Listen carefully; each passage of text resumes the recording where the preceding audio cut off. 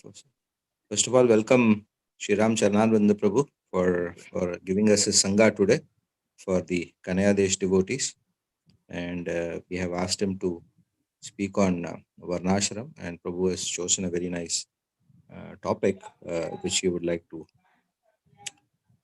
discuss today. So it talks about how to make Varnashram practical for the city going. So he has chosen this topic of natural prosperity versus industrial hell. So we'll hear from Prabhuji on this topic. And also, Prabhuji has been serving as a brahmachari in the ISKCON Salem Ashram for the last 8 years. For us, the spiritual qualifications of the speaker is more important, but nevertheless, even materially speaking, Prabhu is an engineering graduate and having graduate in mechanical engineering, also as an MBA.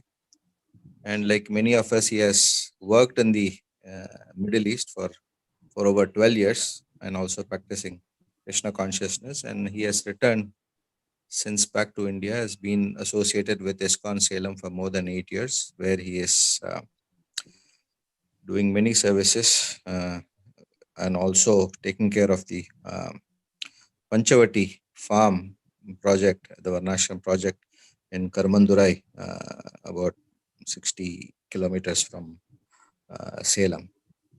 So we're very happy to receive Prabhu today, and we hope to learn the finer aspects and also the how to make that transition from city life to a Varnashram kind of a life. So hoping to hear from Prabhuji on that. So let's welcome Prabhu by chanting the holy name. Hare Krishna, Hare Krishna, Krishna Krishna, Hare Hare, Hare Ram, Hare Ram, Ram Ram, Hare Hare. तो हिंदी भाषी भक्तों के लिए यह है कि हमारे समक्ष आज श्री राम चरणारविंद प्रभु हैं।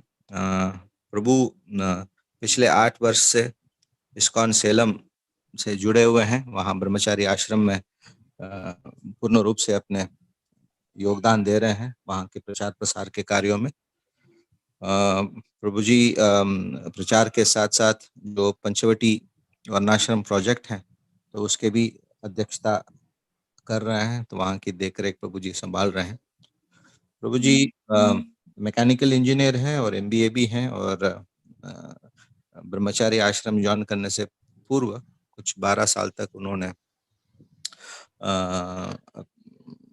दामोदर देश में उन्होंने वहाँ पे कार्य कर रहे थे और वहीं पे भक्तों से जुड़े हुए थे।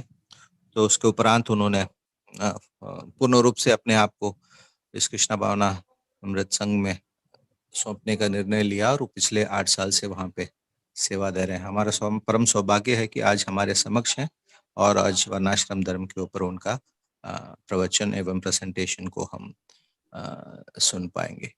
हरे Krishna. Hare Krishna. So shall we start, Prabhu? Is there any other things what we do normally, or you can start the program? We can start, Prabhu. Okay, thank you. First of all, thank you so much for inviting me for this wonderful company of these devotees. So the program is going to be English and then line by line Hindi translation. Is it like that? Yes, Prabhuji. So, and Braja Prakash Prabhu, our Yatra leader, he will be doing that. Thank you. Okay, thank you. So thank you so much for inviting me. I'm really pleased and honored to be in the company of all these wonderful devotees.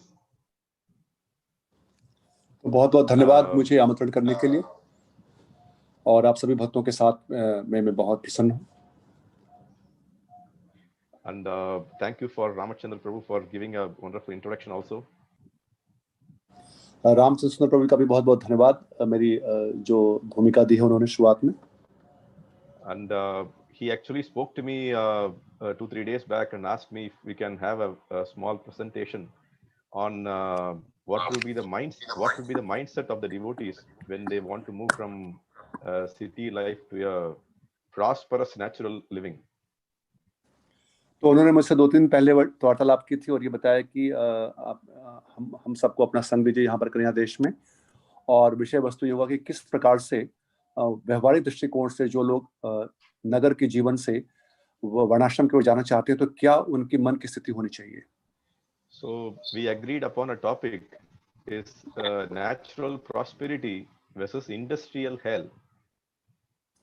तो जो शीर्षक आया विषय वस्तु का वो ये आया कि किस प्रकार से स्वाभाविक संपन्नता और उसका किस प्रकार से जो स्वाभाविक ये समृद्धि है और औद्योगिक नरक है, इसके बीच का जो अंतर है कैसे समझा जाए उसको. So this program we are going to just see the comparison of how natural prosperity is there in one part of the world versus hellish lifestyle which is there in the other part of the world. तो यहाँ पर जो आज प्रस्तुतिकरण होगा उसमें हम देखेंगे तुलनात्मक दृष्टिकोण कि कैसे एक तरफ तो बताया जा रहा है कि स्वाभाविक रूप से जो समृद्धि है, संपन्नता है, और दूसरी ओर ऐसे भी लोग हैं जो औद्योगिक नरक की ओर जा रहे हैं. So this topic of this varnashrama and its effects on our life is very, very important. And I'm really happy that this kind of discussion is happening in this forum. तो ये जो विषय वस्तु है वर्णाश्रम, ये बहुत ही महत्वपूर्ण है आज के परिप्रेक्ष्य में, और मैं बहुत प्रसन्न हूँ कि यहाँ पर इस प्रकार की वार्तालाप हो रही है.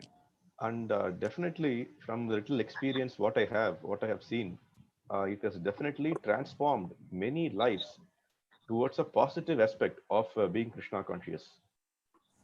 और प्रभु जी कहने की जो मैंने थोड़ा सा अनुभव किया है, जो मैंने देखा है अपने जीवन में स्वयं, कि निश्चित रूप से ये वर्णाश्रम जो प्रणाली है ये सबके जीवन में सकारात्मक परिवर्तन लाती है.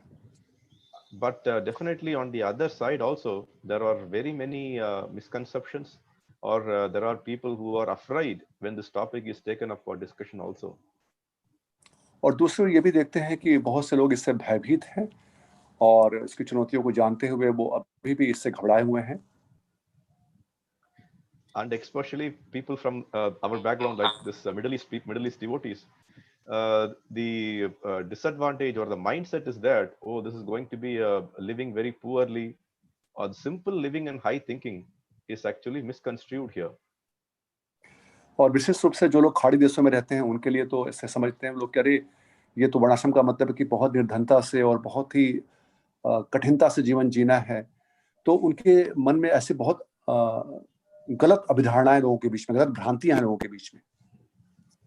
But definitely we are happy that we have got the mercy of His Divine Grace Srila Prabhupada and His faithful followers. And because of these benevolent devotees, that we have at least reached the stage of understanding its importance.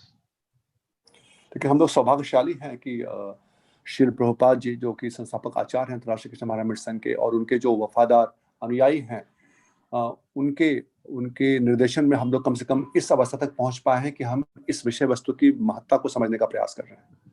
And this subject matter needs a lot of deliberations and discussion, and as Ramachandra Prabhu initially announced, that it needs finer understanding of the subject matter and not taking it at a very higher level. It has to be understood very clearly. तो निश्चित रूप से इस विषय वस्तु के ऊपर बहुत सी वार्तालाप होनी चाहिए, और जैसे रामचंद्र ने बताया शुरुआत में कि बहुत सूक्ष्मता से इसके जो पहलू हैं उसको समझने की आवश्यकता है. And today I'm not going to, because you people must have been very much experienced, and you are having a lot of last 6 days or so, you're having like a seminar. So you must have understood very many finer points, I presume here. तो प्रभु जी कह रहे हैं कि मैं बहुत विस्तार में नहीं जाऊंगा, क्योंकि मैं देखा कि यहाँ पर सेमिनार चल रहा है इस विषय वस्तु पर, तो आप लोगों ने कई ऐसे सूक्ष्म तत्वों के ऊपर जो सूक्ष्म विषय वस्तु है, पहलू है, उसके ऊपर चर्चा हुई होगी यहाँ पर.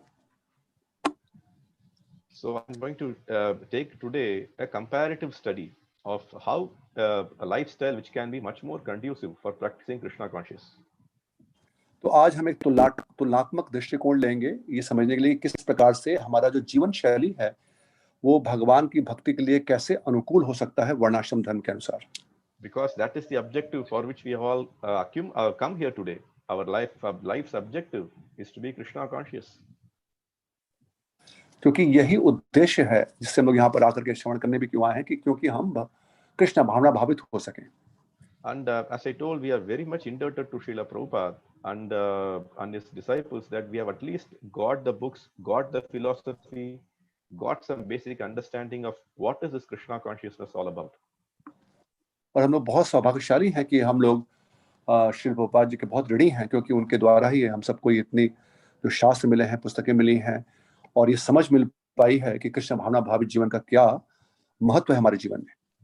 But definitely the question arises, will the next generation of us will get the same way how we got this actually? अब ये प्रश्न उठता है कि क्या आने वाली जो पीढ़ी है वो भी इसी प्रकार से इसको ग्रहण कर पाएंगे जैसे हम सबको मिला, क्या उनको भी ऐसे मिलेगा ये? Because all of us here in this forum, I presume most of us would be thinking how my sons or daughters or next generation is going to take up Krishna consciousness. That definitely will be in the corner of their mind, or even might be the deep thinking or planning that must be going through.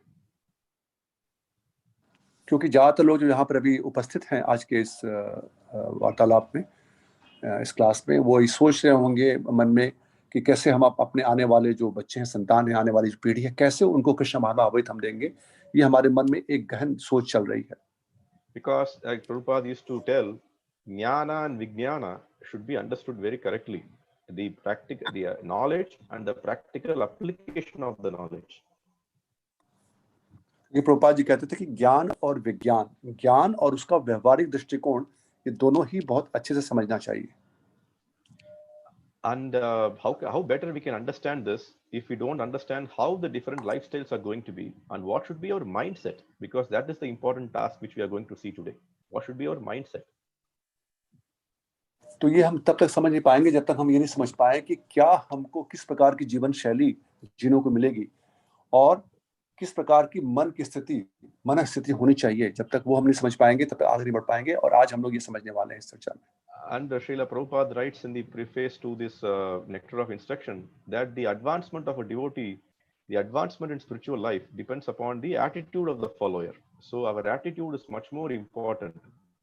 And how we are going to mold that attitude is what the training program which we are all doing. तो श्रील प्रभुपाद जी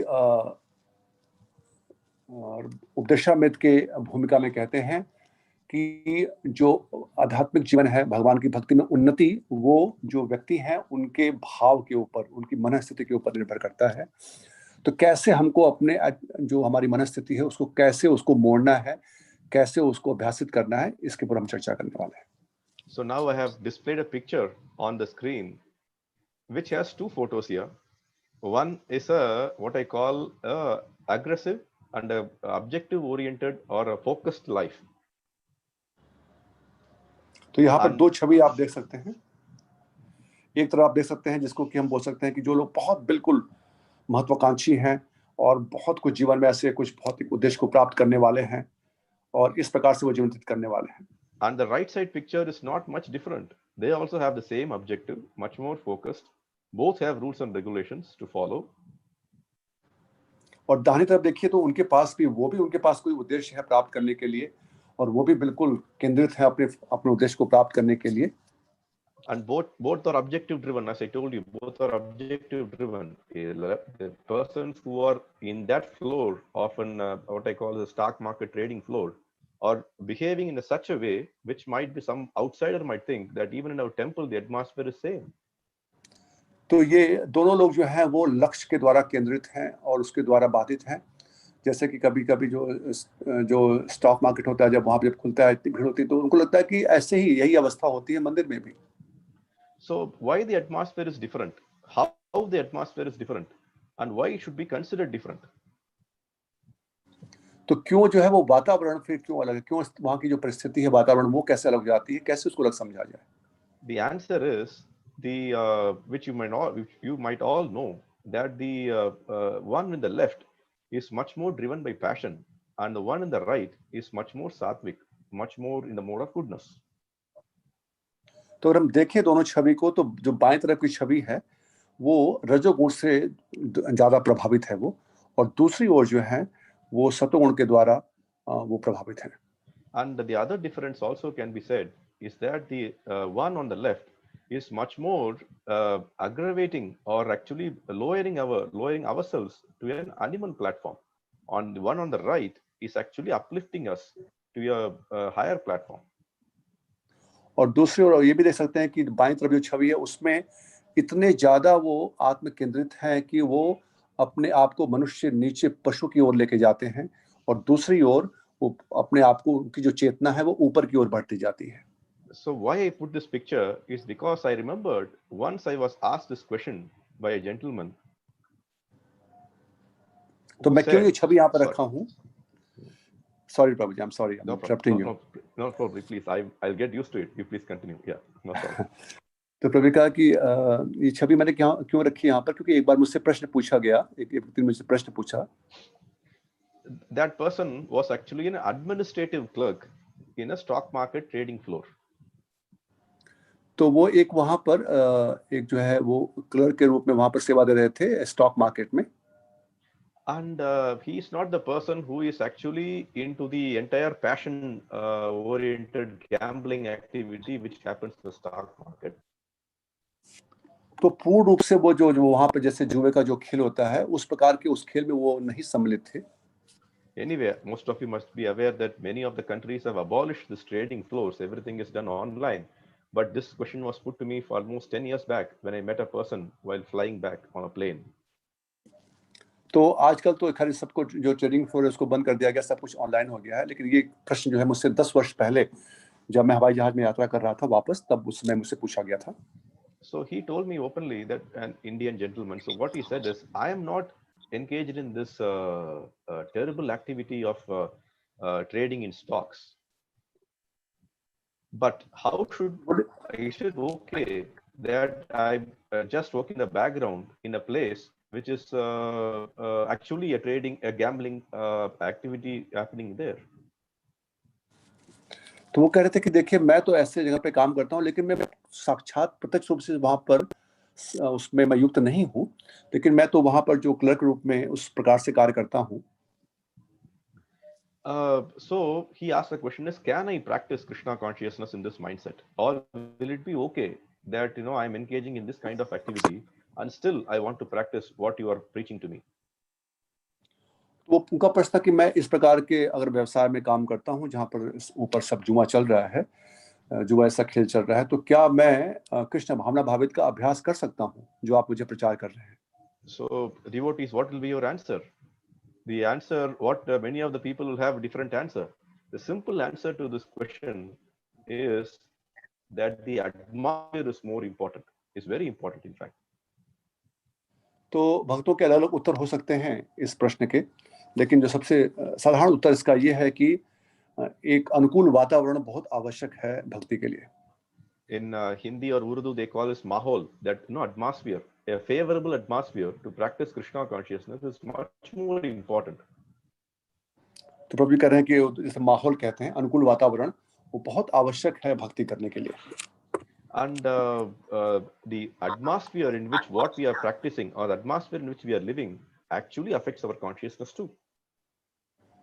क्योंकि जिस वातावरण में हम रहते हैं वो वातावरण का प्रभाव हमारी चेतना के ऊपर पड़ता है. And it is not the next photo which I want to show you here. It's a combination of two photos. So where would you want to have a temple here? Would you mind to have a temple in this place? Is a question which I have. The next question. तो अगला प्रश्न ये है कि इस प्रकार के हम अभी जो छवि देख रहे हैं, हम क्या ऐसे वातावरण में हम मंदिर बनाना चाहेंगे, मंदिर लेना चाहेंगे? Of course, it's very good. We need to do preaching everywhere, and we have to. Our objective, as Srila Prabhupada always used to say, that every one of them should become Krishna consciousness. तो निश्चित रूप से हम सबका ये उद्देश्य है कि सभी जगह पर प्रचार हो, सबको कृष्ण भावना भावित ज्ञान प्राप्त हो, प्रभुपाद के सबको प्रचार करना है. And whether the idea is that the mahol or the atmosphere in which we want to create a temple atmosphere, we would also presume that how the area is, how the atmosphere is. तो लेकिन निश्चित रूप से जहां पर हमको ये मंदिर की स्थापना करनी है, ऐसा कुछ केंद्र बनाना है, तो हमें देखना पड़ेगा कि किस प्रकार का वहां पे वातावरण है, कैसा वो क्षेत्र है. And many a times you would also, all of you might agree with me that atmosphere creates definitely a consciousness difference in us. और आप सब मुझसे सहमत होंगे अगर मैं ये कहूंगा कि निश्चित रूप से ये जो वातावरण है उसका प्रभाव हमारी चेतना के ऊपर पड़ता है। So today we are going to talk about that only. तो आज हम लोग इसी के ऊपर चर्चा करने वाले हैं। So what is the atmosphere which we have to develop, or what is the atmosphere by which our consciousness will be altered, or what is the atmosphere by which our mindset can be fixed in practicing Krishna consciousness? तो कैसा वातावरण हम उत्पन्न करना चाहते हैं, कैसा वातावरण जहाँ पर हमारी चेतना जो है वो प्रवर्तित हो सके और जिसमें हमारी मन स्थिति जो है वो कृष्ण भक्ति के अनुकूल हो सके, कैसा वातावरण हम चाहते हैं। So the first thing is, see, we have, most of us have been practicing Krishna consciousness for very many years. Now, as I told in the starting of this program, that the important thing about practicing this Krishna consciousness is that application should be done. How we are going to apply in our lives. तो बहुत से लोग यहाँ पर वो कई वर्षों से हम लोग जो है कृष्ण भावना भावित अभ्यास में युक्त हैं, और जैसा मैंने पहले ही बताया कि विशेष रूप से इसका प्रयोग जो व्यवहारिक दृष्टिकोण है वो किस प्रकार से हम अपने जीवन में अपनाने वाले हैं। So application of what we have learned is more important than what we have learned. तो जो हमने सीखा है, शिक्षा ग्रहण की है, उसका व्यवहारिक दृष्टिकोण क्या है, कैसे प्रयोग करेंगे जीवन में, वो ज्यादा महत्वपूर्ण है ज्ञान से। Say for example, a person has done a PhD in physics. जैसे कोई व्यक्ति ने पीएचडी की पढ़ाई की है भौतिक शास्त्र में। Now, how to apply his what I call as a toil for very many years, doing some LKG to 12th standard, then doing a BSc, then MSc, then MPhil, then PhD. So what is the final application going to be after doing so much of studies for very many years? तो इतने सालों तक का अध्ययन जो उन्होंने किया है, शुरू से लेकर के 12वीं तक की पढ़ाई, उसके बाद फिर बीएससी, एमएससी, एमफिल, फिर पीएचडी, कई वर्षों तक पढ़ाई करने के पश्चात अब उसका अंततः प्रयोग क्या है? So the application of the studies can be two things. तो इसका दो प्रयोग हो सकता है इस शिक्षा का। One, he or she himself becomes a teacher, teaches this physics to other people. एक तो हो सकता है कि वो स्वयं जो है शिक्षक बन करके किसी और को ये शिक्षा दें, or he works in an area where there is a direct application of this physical theories or physical matter or whatever it is. और दूसरा वो ऐसे क्षेत्र में काम करें जहां पर जो उन्होंने पढ़ाई की है उसका वो उपयोग कर सके वहां पर। So same thing we also want to do. तो वही हम लोग भी करना चाहते हैं। Either we want to do teaching others, which is a preaching activity. तो या तो हम प्रचारक बन करके लोगों को शिक्षा दें, or live in a Krishna conscious place and applying those studies, what we have done and what Srila Prabhupada has guided, or all our acharyas have guided. या तो फिर हम ऐसे स्थानों पर रह करके जो हमने अध्ययन किया है, जो हमको मार्गदर्शन मिला है श्री प्रभुपाद जी से, उनके अनुयायियों से, उसका हम खुद प्रयोग करें। So what we are going to choose or what we are currently doing is up to us. तो क्या हम कर रहे हैं या क्या चयन करने वाले हैं, ये हमारे ऊपर निर्भर करता है। So people might simply ask, see, Srila Prabhupada also said that we have to implement an ideal society in this modern world. लोग पूछते भी हैं, प्रभुपाद जी ने कहा था कि लोग जो है एक आदर्श समाज का पालन करना चाहते हैं। So what is this ideal society in the modern world? तो इस आधुनिक समाज में आदर्श समाज क्या है? So one might say, okay, I am the same example which I quoted. One has to live in a stock market trading floor. He puts tilak, he has a bead bag in his hand and see how stock market is moving. Will it be ideal? तो जैसे मैंने पहले उदाहरण दिया था कि जैसे stock market में वहां पर कार्य कर रहे हैं, तिलक लगा करके, कंठी माला पहन के, माला लेकर के, और वहां पर वो कार्य कर रहे हैं, क्या ये आदर्श प्रस्तुत करेंगे?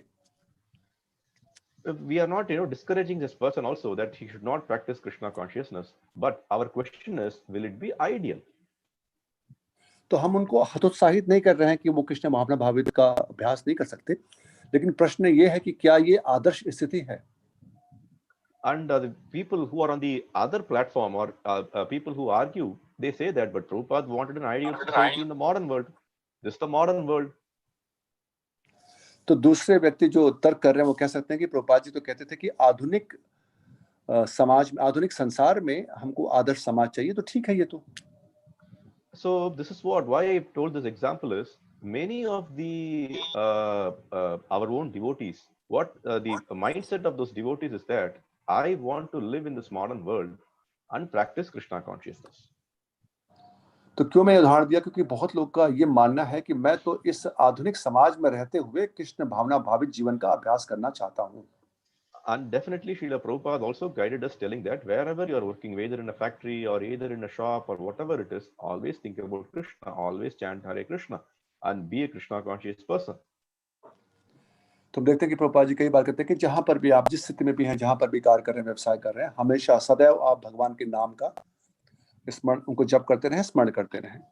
But the problem is that Srila Prabhupada also said many other instructions, but we conveniently take the instruction which is more convenient for us. तो समस्या ये कि प्रभुपाद जी ने इसके साथ साथ और भी बहुत से निर्देश दिए हैं, महत्वपूर्ण निर्देश, लेकिन हम लोग वही निर्देश लेते हैं जो हमारे लिए, हमारे परिप्रेक्ष्य में अनुकूल होता है. So the question again arises, so there are two ways of getting this ideal society in the modern world. तो फिर से प्रश्न ये उठता है कि दो प्रकार से, दो चयन हो सकता है, किस प्रकार से एक आदर्श समाज की स्थापना इस आधुनिक संसार में किया जाए.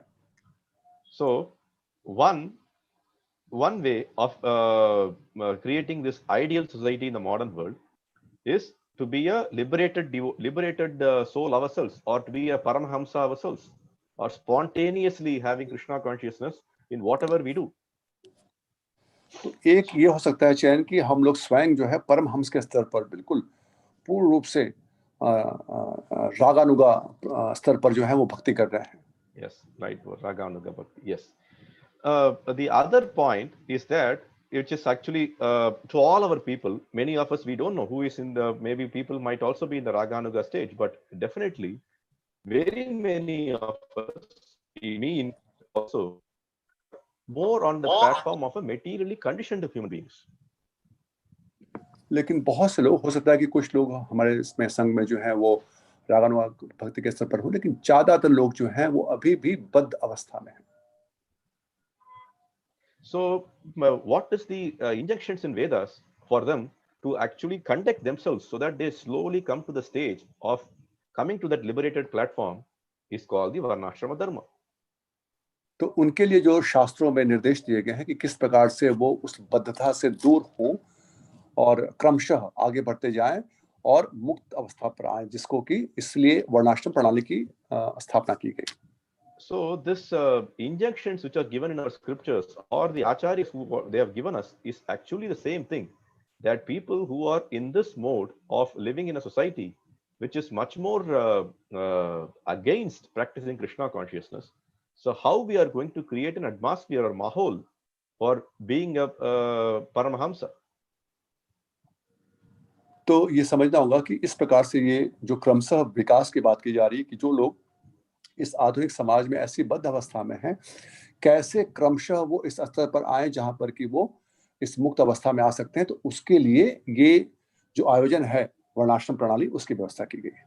So like all our devotees here who are actually working in Middle East and other things, we are living in a Krishna conscious life, and we also preach a lot. We also do a lot of congregational preaching. We have this Bhakti Vriksha programs or all those things we must be doing. So the question is, where are we actually situated? तो अभी जैसे हम लोग देख रहे हैं कि खाड़ी देशों में बहुत से ऐसे कार्यक्रम चल रहे हैं, बहुत से संकीर्तन आंदोलन और कई ऐसे संघ हैं, और हम लोग भी संघ बनाते हैं, प्रचार करते हैं. लेकिन प्रश्न ये है कि किस प्रकार से, किस आदर्श अवस्था में, किस परिस्थिति में रह करके क्या हम जीवन शैली बनाना चाहते हैं. So even the preaching activity which we are ourselves doing, are we doing in the actual way in which the preaching activity has to be done, which is called the Brahminical preaching activity, where the devotee has nothing to do with the result of that preaching, or we are doing it as like a Vaishya commercial activity? तो क्या प्रचार कार्य भी जैसे करना है, जैसे कि जो प्रचार करते हैं जो ब्राह्मण, जैसे कि जो ब्राह्मणिकल जो संस्कार होते हैं उसको लेकर के जो शिक्षा देते हैं, क्या उस प्रकार से हम कर पा रहे हैं, या कि हम लोग भी वैश्य की तरह जिसमें कुछ उसका जैसे वो वृद्धि हो उसको बढ़ाने के लिए और अपने कुछ स्वयं की उसमें स्वार्थ के हेतु. I also know from my own experience, I have seen many Sankirtan parties in the West, even in India to some extent. What happens is many of the Sankirtan or the preaching activities that are happening are more of a Vaishya commercial activity. प्रभु जी कह रहे हैं कि मैंने भी कई ऐसे देखे हैं संकीर्तन जो विश्व में चल रहे हैं इस समय कई स्थानों पर जो भक्तों के साथ में जो संघ चल रहा है, प्रचार हो रहा है, ज्यादातर इसमें से जो है वो वैश्य विचारधारा से उसको प्रचारित किया जा रहा है. So why I bring this point again is to bring the same point, to reinstate the same point, that again it's the atmosphere, it's the mahol, it's the mindset which has been created from that atmosphere. क्यों मैं इसको बार-बार पुनः दोहरा रहा हूँ इस बात को, क्योंकि हम देखें तो हम लोग बार-बार क्या बात आ रही है कि ये माहौल की बात आ रही है, वातावरण की, कैसा वातावरण में कैसी परिस्थिति में हमको ये करना है. So Prabhupada taught us that the modern industrial economy in which we are a part of today is artificial. Prabhupada ji कहते हैं कि ये जो आधुनिक जो ये औद्योगिक समाज अभी चल रहा है, ये एक कृत्रिम समाज है ये. And we ourselves, who can best explain this single line of Prabhupada than we ourselves? Because the entire economy in the Middle East is completely artificial. You cannot even say even 1% is natural there. जैसे प्रभु जी कह रहे हैं कि हम लोग जो खाड़ी देश में हैं इसको बहुत अच्छे से समझ सकते हैं हम लोग कि यहाँ पर सारी की सारी आर्थिक व्यवस्था जो है वो कृत्रिम रूप से है, कुछ भी प्राकृतिक स्वाभाविक नहीं है. And it's unnatural, and more so, it's more harmful to the human beings. ये बहुत ही अप्राकृतिक है और दूसरी ओर ये मनुष्यों के लिए बहुत ही ये उनको नुकसान पहुंचाने वाली है. And Srila Prabhupada quotes in the same quotation in one of the purport that in one way or other, one day it will be scaled down or it will be sized down. Prabhupada ji कहते हैं एक तात्पर्य में कि किस प्रकार से एक दिन ये सब कुछ जो है धीमे-धीमे समाप्त हो जाएगा ये. And I want to show this little bit of a statistics here, and what Srila Prabhupada said have actually happened in the last 7 or 8 months. तो यहाँ पर हम एक कुछ जानकारी देखेंगे कैसे जो प्रभुपाद जी ने कहा यहाँ पर कुछ पिछले 7-8 महीनों में ये एक समाचार आया है. And you all know this, I don't need to be new in presenting this, that the entire world came to a standstill because of this corona pandemic. जैसे कि आप सब लोग जानते हैं, मैं कोई नई चीज नहीं बता रहा हूँ कि सभी लोग जानते हैं इस बात को किस प्रकार से इस कोरोना के संक्रमण में पूरा देश ठहर सा गया है. And the entire thing what has happened for very many decades have been completely reversed in just say I would say 3 to 4 months. तो जो चीजें कई दशक में जाकर पूरी हुई हैं ये बस 5-6 महीने में पूरा उल्टा हो गया उसका. And this stat, why it actually impressed me is that many of the states in Tamil Nadu, in India, actually have a huge migrant population. And this migrant population, like in Kerala, which is almost 53%, Maharashtra 51%, or many other states in the rate of 30 to 40%, didn't happen in say 1 year. तो क्योंकि यहाँ पर हम देख सकते हैं कि ये जो राज्य यहाँ पर बताए गए हैं केरला, महाराष्ट्र, पंजाब, यहाँ से कितने प्रतिशत लोग जो हैं बाहर, तो उसमें बताया जा रहा है कि 53% जो है केरला में और 51% जो है महाराष्ट्र के, और ये 1-2 दिन में नहीं कई दशकों में हुआ है ये कार्य. And for decades, actually, what has happened, people have been migrating to very many places, even inside India and outside India, for looking out for better career opportunities, better life, or whatnot. तो ये लोग कई दशकों से जो है वो अपने खाली राज्य से नहीं, देश से नहीं, बल्कि देश के भी बाहर, जिससे कि उनको एक अच्छा कार्य मिल सके, उनका करियर अच्छा हो सके, इस लाभ हेतु वो लोग अपने स्थान को छोड़ के बाहर गए. And what happened after this huge hit, that everything got reversed. All these people were forced to go back to their what I call as traditional places. और अभी क्या हो गया इस कोरोना के संक्रमण में कि वो सभी लोग कुछ ही महीने में, 4-5 महीने में, जो इतने सालों से बाहर गए थे लोग, कई सालों का जो प्रभाव था, 4-5 महीने में सब लोग वापस अपने जो प्राचीन जो उनका जो मातृभूमि है वहां पर उनको वापस आना पड़ा. See, think of an example. We are lifting a huge rock, and that rock is so heavy that every month we only move say 1 inch, 1 inch, 1 inch, 1 inch, and for very many years we moved say, for example, 10 feet. And suddenly in say 1 second, it came back to the original position, what would we feel? तो उदाहरण से समझा रहे प्रभु जी कि जैसे बहुत बड़ा सा पत्थर हो, उसको आप धीमे धीमे खिसका करके 1 इंच जो है, कई दिनों में वो 10 फीट तक आगे पहुंचा, और लेकिन अचानक वो फिर से वापस उसी स्थान पर आ गया। कैसी And अनुभूति होगी सोचिए। So now what is the new thing? The humanity has to develop a new economy in which the family is going to live together, and it's going to be a little more traditional actually. तो अब क्या लोगों के अंदर विचारधारा आ रही है कि इस प्रकार से एक आर्थिक व्यवस्था बनाई जाए जिसमें कि परिवार के लोग साथ में रह सक करके और कुछ अपनी जो प्राचीन जो विधि है उसके हिसाब से जी सके। So what Prabhupada said is really happened in this last few months. तो जो प्रभुपाद जी ने कहा था, हम देख रहे हैं यहाँ पर कि कुछ ही महीने में ये कोरोना में हो गया। So now the traditional things which actually worked well, we created an artificial thing in the name of modernity. तो ये जो हमारे जो प्राचीन चीजें हैं जो इतने अच्छे से कार्य कर रही थी, लेकिन अभी हम लोगों ने उसको आधुनिक समाज करके जो अभी औद्योगिक चीजें उत्पन्न की हैं, हम कहते हैं कि इससे बहुत उन्नति हो रही है। So why I bring this point again is to make another thing very clear, that because of very many years of creating a mindset in us of how to live a life is now getting reversed suddenly. तो क्यों मैं इस बात को यहाँ पर ला रहा हूँ, क्योंकि हम देख रहे हैं कि जो हमने इतने दिन से हमको सिखाया जा रहा है कि किस प्रकार से जीवन शैली होनी चाहिए, और अब कुछ ही समय में वो बिल्कुल उसका उल्टा हमको सुनने को मिल रहा है। So the society or the family life or a life which we had various components which were actually our part of our daily life are now getting completely different now. तो जो हमारे जीवन, जो हमारे पारिवारिक जीवन, हमारा सामाजिक जीवन, जीवन के जो अलग अंग थे, अब हम बिल्कुल देख रहे हैं कि बिल्कुल उसमें परिवर्तन आ गया है। So many things you can say, economy, religion or political thing, organization, our daily life, all the things have been completely reversed or changed. I should not say reversed, it completely got changed. तो जैसे कि हम देखें तो हमारा जो समाज है, हमारा जो धर्म है, हमारी जीवन शैली, सब कुछ जो है वो बिल्कुल उल्टा हो गया है। So how are we going to separate this? See, now a new world order has emerged. We are going to live in a different world now from now on. How we are going to get ourselves used to that new way of living?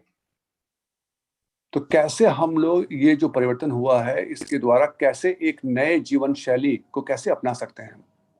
So that is where Srila Prabhupada was a visionary, that even before such things happening, he himself recommended that why can't we create a natural lifestyle rather than creating this artificial, unnatural and harmful modern lifestyle. इससे श्री प्रभुपाद जी इस बात को, चूंकि वो जो भी अभी हो रहा है उसको पूर्व काल में उन्होंने भविष्य को देखते हुए बता दिया कि क्यों ना हम अभी से ही एक ऐसा प्राकृतिक स्वाभाविक एक जीवन शैली अपनाएं बजाय कि कृत्रिम जीवन शैली अपनाने के। So ISKCON also established very many rural communities in advanced industrial countries. जैसे कि अंतर्राष्ट्रीय कृष्ण महारामृत संघ में कई विकसित देशों में भी हमने इस प्रकार के जो वर्णाश्रम या फार्म प्रोजेक्ट हैं वो वहां पे अपनाए। And many devotees who actually moved there, started learning how to live off the land and practice like plain living and high thinking.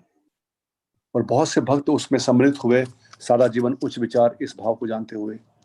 Many projects are still successful and many projects have little deviated or whatever it is.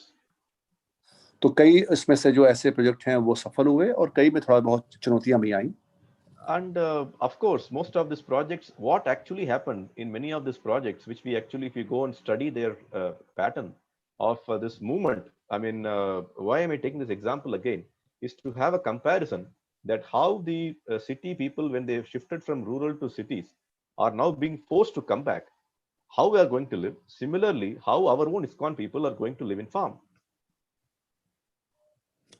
तो जैसे हम देख रहे हैं अभी जो हम उदाहरण दे रहे हैं किस प्रकार से जो लोग शहर से गांव से शहर की ओर गए, अब उनको वापस आके गांव में रहना है, तो वैसे ही जो हमारे अंतर्राष्ट्रीय कृष्ण महारामृत संघ के भक्तगण हैं कैसे उनको फार्म कम्युनिटी में रहना है।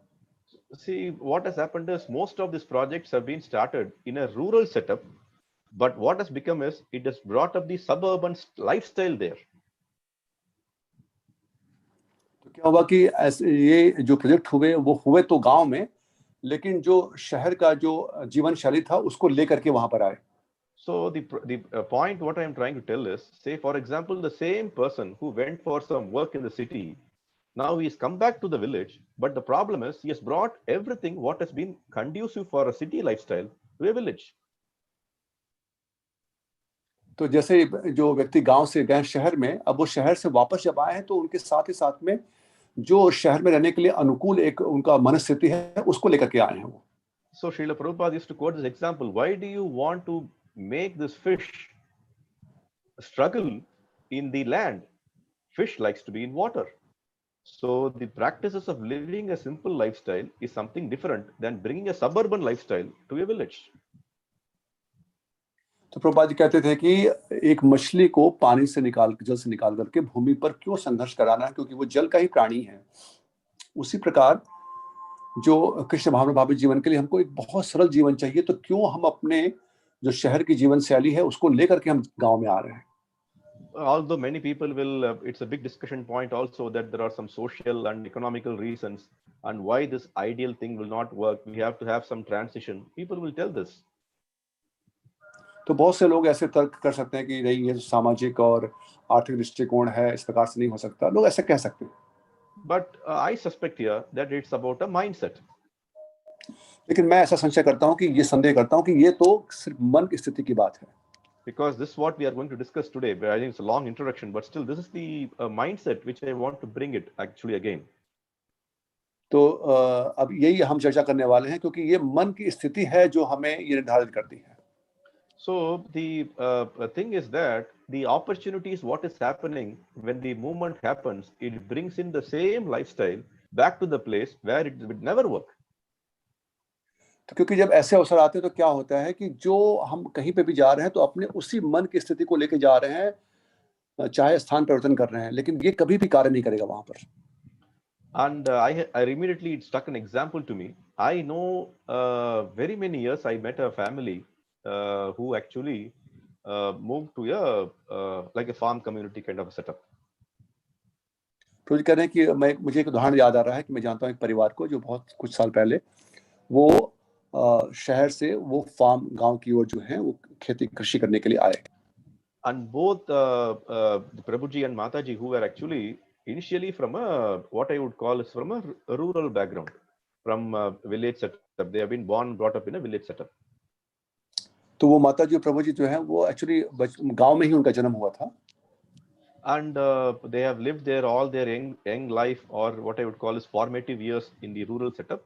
Then they shifted to the city, and there they got Krishna consciousness. तो उनका बाल्यकाल जो है, बचपन काल, वो सब वहीं पे बीता गांव में. उसके बाद वो गए शहर में, और शहर में उनको कृष्ण भावना भावित ज्ञान प्राप्त हुआ.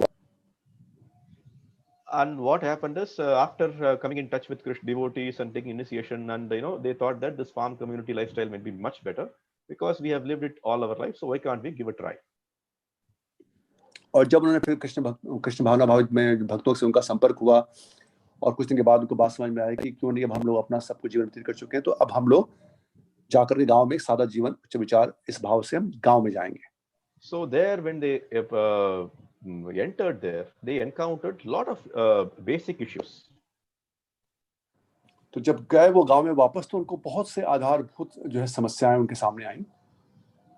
So for the family, it was very difficult to work without, say, for example, a mix without a grinder, or without a washing machine or something like that. कि उनको वहां पर जाकर के जैसे ये समस्या आई कि किस प्रकार से बिना मिक्सर के कुछ पकाएंगे वो, और वॉशिंग मशीन में कपड़े कैसे धोएंगे, इस प्रकार की समस्याएं उनको वहां पर आना शुरू हो गई. So over a period of time, they could not live that simple lifestyle. So they went back to the city. और कुछ समय के पश्चात उनको लगा कि हम यहाँ पर नहीं रह सकते, और वापस वो शहर में चले गए. So the discussion actually happened that both of them, who have lived almost 25 years in a village where they have never seen a mixie, where they have never seen a grinder, where they have never used a washing machine, how come in only 2 to 3 years they started using it, and when they want to shift the lifestyle to a very much more saner lifestyle, they are not able to live. तो जब ये वार्तालाप हुई तो मालूम पड़ा कि वो लोग तो काफी समय तक गांव में पहले रहे थे, 15-20 वर्ष तक, 20-25 वर्ष तक. उसके पश्चात कुछ समय के लिए शहर में गए. गांव में उन्होंने कभी भी उपयोग नहीं किया था मिक्सर, ग्राइंडर और वॉशिंग मशीन, लेकिन शहर में जाके कुछ ही दिन वहां पर रहे, 2-3 साल वहां पर उन्होंने उपयोग किया, और अब वापस जब गांव में आ रहे हैं तो कैसे उस चेतना के साथ में आ रहे हैं? So who spoiled them? Who really spoiled that family? तो किसने उस परिवार को इस प्रकार की जो चेतना है उससे परिपूर्ण कर दिया? Or it's not spoiled. That's the right way of living, no problem. But what has happened is they have never got used to this kind of idea. But who inculcated this idea in them? तो उनके सामने तो ऐसे विचार नहीं थे उनके पास में, तो किसने उनके लिए ये विचार डाले? ये आधुनिक समाज का जो वातावरण है कैसे उनके अंदर आया ये? It might be ISKCON, or it might be our modern lifestyle. It might be a city lifestyle. You can name anything. तो ये हमारा आदर्श जो ये आधुनिक समाज है, शहर का जीवन शैली है, किस प्रकार से आ सकता है उनके अंदर ये? So the thing which then comes to our mind is, so it's about a mindset again. It's a mindset. The mindset has been completely changed in a short time, and now they are not able to come back to the original or a very conducive mind style for Krishna consciousness. तो फिर से ये उपाय ये आता है, इसका जो बिंदु है ये है कि मन स्थिति, जो मन स्थिति है वो किस प्रकार से पहले उनके बिल्कुल ठीक थे, लेकिन बाद में यहाँ पर जाकर ऐसी हो गई कि अब वो वापस कैसे उसको मन स्थिति को वापस लाएं भगवान कृष्ण की भक्ति के लिए और सादा जीवन के लिए। So there are only two ways of living life. तो सिर्फ दो प्रकार से हम जीवन जी सकते हैं। There is no gray area here, either black or white. या तो सफेद या तो काला, कोई इसमें भूरा स्थान नहीं है यहाँ पर। For our own convenience or for our own justification, we might say, no, I am also living a traditional lifestyle or something. But the Shastras, our Acharyas and our history says that it's only traditional. One is traditional lifestyle, another is modern lifestyle. कोई कह सकते हैं कि नहीं, मैं तो प्रयास कर रहा हूँ, जहाँ पर भी हूँ मैं ऐसे प्रयास कर रहा हूँ सादा जीवन जीने के लिए। तो ये कहने की बात है सिर्फ, लेकिन दो ही तरीके हैं, या तो बिल्कुल सादा जीवन और नहीं तो फिर शहरों का जीवन। So just for comparison purpose, if you can quickly compare, a traditional lifestyle is much more relaxed, a modern lifestyle is less relaxed. तो अगर हम ऐसे तुलना करें तो देखते हैं कि जो हमारा जो प्राचीन जीवन शैली है वो बहुत ही आरामदायक है, और शहरों का जीवन जो है वो थोड़ा तनावपूर्ण है। And traditional lifestyle had time for everything. We live a life which is actually very meaningful. But in a modern lifestyle, there is no time. Time is, independent. Time is actually money. Value is time is money, they say. और पूर्ववर्ती कालों में देखते हैं कि कितना प्राचीन जीवन शैली में कितना समय मिलता था लोगों को साथ में बिताने के लिए, और आज के समय में यहाँ पर आधुनिक समाज में देखते हैं कि लोगों के पास समय नहीं है। वो बोलते हैं कि समय जो है वो समय धन के समान, धन जितना समय है उतना धन बढ़ाएंगे।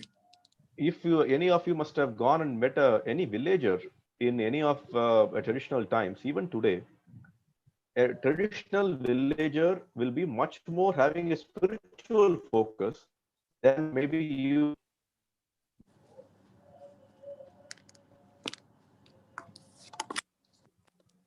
Hare Krishna. Yes, Prabhu. So what I said is that a villager today will have much more a spiritual focus than maybe you and some of the devotees and me also.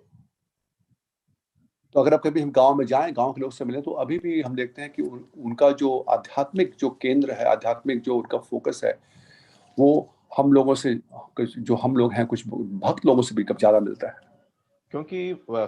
Because what happens is most of the time they are much more see the Lord's hand in everything, like what they grow, when rain comes, when their way of life, everything they will see God's hand or Krishna's hand. They won't maybe accept still, but still God's hand in everything.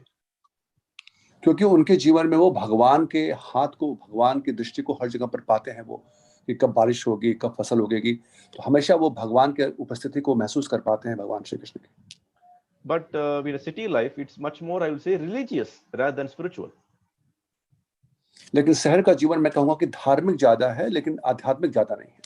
So what happens is much more religious. We city people are much more religious on the outlook, but they are not spiritual because they can never see the God's hand in anything. तो हो सकता है कि हम दिखाने के लिए बाहर से हम धार्मिक लगे, लेकिन हम लोग आध्यात्मिक नहीं हो पाते शहर जीवन में। क्यों? क्योंकि हम कहीं पर भी भगवान की उपस्थिति का अनुभव नहीं कर पाते। And many things can be said. I can give a big list, like what is the it's actually rules and regulations. They have their own rules and regulations in a traditional life. Today it's all legalistic or more loss oriented. तो प्रभु कहना है कि मैं बहुत लंबा सूची प्रदान कर सकता हूँ किस प्रकार से हम देखते हैं कि उनके पास अपने स्वयं के नियम हैं अभी भी जो प्राचीन जीवन शैली है, लेकिन हम शहरों के जीवन में देखते हैं कि सब कुछ बिल्कुल जैसे सब कुछ खो गया है, लुप्त हो गया है। So the point here is that whatever you compare, modern lifestyle is not creating that mahal, or at least what I would say is completely becoming that Krishna conscious, or something is inhibiting us in becoming 100% Krishna conscious because of the lifestyle which we are living. तो मैं ये कहूँगा कि जो शहरी जीवन है, जीवन शैली है नगर का, वो इनके कारण वो पूर्ण रूप से हमको कृष्ण भावना भावित होने के लिए अनुकूल वातावरण प्रदान नहीं करते हैं। Because the same example, how can you be go on chant, or how to be able to do something in a stock market trading floor in the area where the passion is unlimited? जैसे मैंने पहले बताया उदाहरण के रूप में कि अगर हम जहाँ पर रजोगुण से इतना प्रभावित है क्षेत्र जैसे कि स्टॉक मार्केट, वहाँ पर कैसे हमारा वातावरण अनुकूल होगा भक्ति के लिए? So the idea what I want to bring here is that we should not, where say some of the devotees who are planning to shift to the farm, or some of the devotees who want to shift and start a new life of living a simple lifestyle, the idea should be is that they should not create a what I would call as a mini Kuwait in their farm. तो प्रभु जी कह रहे हैं कि जो ये विचार अभी चल रहे हैं कुछ भक्तों के बीच में कि हम जाके वर्णाश्रम धर्म में, वर्णाश्रम प्रोजेक्ट में रहेंगे वहां पर, तो सलाह ये है कि वो वहां पर आकर के एक छोटा सा कुवैत वहां पे क्रिएट नहीं होना चाहिए, इस विचारधारा से नहीं आना चाहिए वहां पर। Because we are now progressing towards some saner lifestyle, or much more conducive lifestyle. The facilities might be used, but not the same way of living. तो क्योंकि हम लोग एक दूसरा बहुत ही जो शुद्ध जीवन या सरल जीवन जो कह रहे हैं हम, जहाँ पर की सुविधाएं होंगी लेकिन जीवन शैली उस प्रकार से नहीं होगी। Because the main difference which I want to tell in the previous slide which I showed is that the city life is a consuming lifestyle, and the the traditional lifestyle is a producing lifestyle. तो जो मुख्य अंतर ये है कि शहरों में ये हम लोग उपभोक्ता बन करके जीवन शैली जीते हैं, लेकिन जो हमारा प्राचीन जीवन शैली है गांव में, वो उत्पादन करने की जीवन शैली है। So now what I'm going to do, I'm going to take various examples of how a mindset has to be changed when some devotees want to shift, or when devotees want to practice Krishna consciousness in a very calmer place. So the main difference would be that from a consuming mindset to a producing mindset. तो हम कई उदाहरण देने वाले हैं कि सबसे मुख्य अंतर हमें समझना पड़ेगा अगर हम शहरी जीवन से और वर्णाश्रम की ओर हम प्रस्थान करना चाहते हैं, कि ये उपभोक्ता का जो जीवन शैली है उससे हमको उत्पादन करने वाली जीवन शैली में आना पड़ेगा। So the first thing which I want to actually bring into notice is that what is the kind of food what we are going to eat, or what is the way in which the food has to be consumed. Now, of course, we are going to take prasadam in both the places, but what is this basic quality or basic nature of the food what we are going to consume in a village than vis-a-vis a city? तो सबसे पहले हम देखेंगे प्रसाद के लिए, क्योंकि हमको प्रसाद ग्रहण करना है, तो किस प्रकार का आहार हम ग्रहण करने वाले हैं शहर में, कैसे करते हैं, और क्या हम गांव में करने वाले हैं। So one example which struck me when I thought about this food, which I thought just to share with you on a funny note, but it has a lot of message when this incident which happened. तो एक आपके सामने एक घटना प्रस्तुत करूंगा, ये थोड़ा हास्यप्रद है लेकिन इसमें बहुत ही महत्वपूर्ण संदेश है। So a friend of us actually joined in one of the farm in North India. तो हमारे एक मित्र, उन्होंने उत्तर भारत में एक ऐसे फार्म कम्युनिटी को ज्वाइन किया। So he was doing well. He came from, again, of course, from cities, and a city of both Mataji and Prabhu. So they shifted. They were doing wonderfully well. तो वो लोग शहर में काम करते थे, फिर वहां से वापस गृहस्थ जो है पति पत्नी दोनों वापस यहाँ पर आकर के काम करना शुरू किए और बहुत अच्छा सेवा कर रहे थे वहां पर। So one fine day, what happened is he went. He had a bullet. You know this bullet, this two-wheeler which we call bullet in our places. So he had this bullet, and he was going to the nearby town to purchase a bullet rice. तो वो उनके पास एक bullet जो motorcycle होती है वो थी, और उसके द्वारा वो जा रहे थे पास वाले गांव में। प्रभु, what to purchase? The rice variety, some rice for eating, and the rice variety is called the bullet rice. I mean, the variety of rice is called bullet rice actually. If you go to the shops, you will know. तो वो bullet rice करके चावल आता था, उसको लेने के लिए वो पास के गांव में जा रहे थे। So he went in a bullet to buy a bullet rice. तो बुलेट पे बैठ करके वो बुलेट राइस लेने के लिए गए वो। So he went and he bought, I think, if I understand correctly, if I remember correctly, he bought some 5 kilos or 10 kilos to try it out, because that shop wala told it's a good variety of rice which has come. Why can't you try? So he bought it back. तो पुरोहित कहने के, अगर मुझे याद है, अच्छे से स्मरण है, तो 5 या 10 किलो उन्होंने चावल लिया था, क्योंकि दुकान वाले कहा कि अच्छा चावल है, आप इसको उपयोग करके देखिए। तो 5 या 10 किलो चावल लेके आए वो। And he thought that, yeah, this rice we have used in our city, so it should be very good. We have also done it, so it's very good. So why can't they buy? So he bought it and brought. तुमको लगा कि हाँ, हमने शहर में इसको उपयोग किया है, तो क्यों नहीं, अच्छा चावल है, लेके चलता हूँ इसको। So he brought that and he tied in that side of the vehicle in the polythene cover or something, and he traveled back to the our farm. तो पॉलिथीन में उसको लेकर के वो अपने मोटरसाइकिल में बांध करके पीछे और अपने फार्म की ओर वापस आना शुरू हुए। So he came back, and what has happened on the way? It's a farm, so there will be a lot of this plants or shrubs or something. So what has happened is that polythene cover has been hit by a small shrub or a small plant or something. तो क्या हुआ कि जब वो आ रहे थे, तो चूंकि फार्म जब आते हैं तो रास्ते में कई ऐसे झाड़ियां थी, झाड़ फूट थे, जिससे लग करके वो पॉलिथीन थोड़ा थोड़ा फट गया था। So what happened is, from certain point till the place where he came, he was just doing some what I call as yajna to the dharani by putting some grains all the way. तो जहां से लेकर के वो आ रहे थे, जहां से ये मतलब फटा होगा, जहां पे झाड़ लगी होगी, वहां से लेकर फार्म तक जो है, प्रभु कह रहे हैं कि वो यज्ञ कर रहे थे धरती माता का, कि हर जगह पर वो चावल के दाने गिराते हुए आ रहे थे। So he brought and gave, when he brought, he had only the cover and the bullet. There is no bullet rice. तो जब वापस पहुंचे वहां पर, तो उनके पास बुलेट मोटरसाइकिल थी और वो कवर था पॉलिथीन, लेकिन बुलेट राइस नहीं था। So this incident, I still remember when this incident happened, we were laughing that, you know, we went all the way in a bullet to buy bullet rice, and you came back in the bullet without bullet rice. तो प्रभु जी कह रहे हैं कि अभी भी हम लोग सोचते हैं, तो हंसते हैं इस घटना के बारे में, कि आप बुलेट से गए थे बुलेट राइस लेने के लिए, आप आए बुलेट से वापस, लेकिन बुलेट राइस नहीं आया। So the point which I want, as I told you, it might be a funny incident which happened to that devotees, but the point here is that we want bullet rice, we want kiwi, we want Australian oranges, and the list can be very big. तो प्रभु जी कह रहे हैं कि यहाँ पर ये हास्यास्पद घटना थी, लेकिन हम अगर इस पर संदेश देखें, तो हम लोग को चाहिए, हमको बुलेट चाहिए, बुलेट राइस चाहिए, कीवी फल चाहिए, बड़े बड़े जो संतरे आते हैं वो चाहिए, हमारी बड़ी सूची हो सकती है।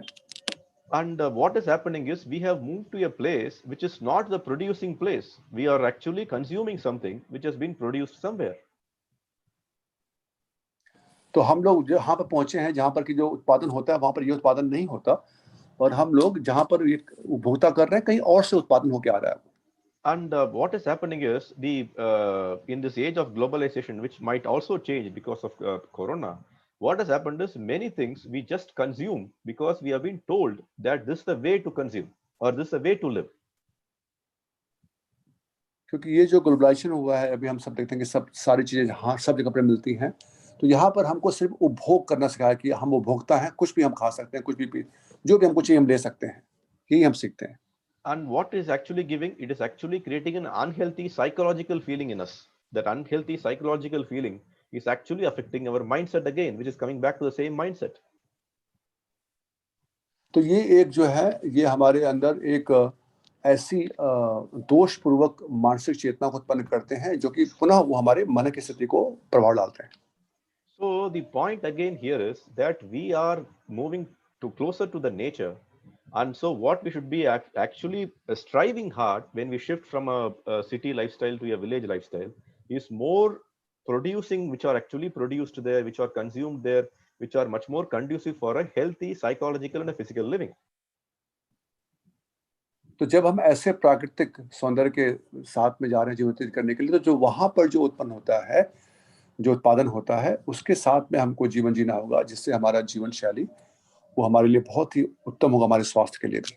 Which I would later discuss about this point. Which I want to tell is, many studies, research studies have shown that people in the villages are much more healthy, even though the modern terms, they are actually living a very dirtier lifestyle. this they would term it, but they are actually living a very healthy lifestyle than those modern, clean people who are living in cities. तो अभी हम देखें तो गांव में जो लोग हैं, बाहरी दृष्टिकोण से लगता है कि वो काफी निर्धन है या बड़ी गंदगी के साथ रह रहे हैं, लेकिन वो ज्यादा स्वस्थ हैं बजाय कि जो लोग शहर में बहुत साफ सुथरे दिखते हैं। लगता है कि बहुत साफ सुथरे सब हैं, लेकिन उनके बजाय वो बहुत ज्यादा स्वस्थ हैं गांव वाले लोग। Because of the simple reason that they are psychologically satisfied because they are consuming what they are producing. Not that we are consuming something which is produced in Australia and New Zealand, and which is actually what we are creating a artificial, again Prabhupada says, artificial way of living.